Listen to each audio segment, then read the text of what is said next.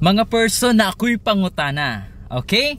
So akong pangutana, nga naman nga every time na i-party, labi na pag December ha, every time na i-party, nga naman jud nga kita nga mga Pilipino, nga naman jud nga naata always dala nga mga cellophane. Bakit akong pangutana ba, grabe. So actually, nagapangutana ko ana, kay mismo ako nagadala po kog cellophane. Aminin. So actually, kanang cellophane mga person is dili na purpose ana kay naa kay bitbiton nga mga sanina or mga costume or need nimo nga mga accessories nga gamiton nimo sa party. So kanang cellophane mga person is para na siya sa take out. Aminin.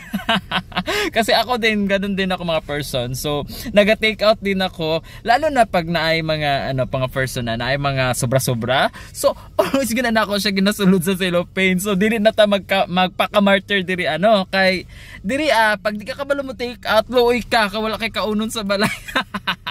Tama, di ba?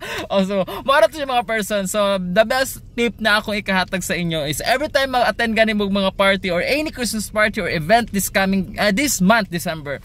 So ay jud kalimti ang cellophane. Ayun jud kalimti kay kada cellophane malibre na kagkaon ug ang pinaka-importante ana mga person, di ka magutman sa balay. So mara to siya mga person. Bye bye.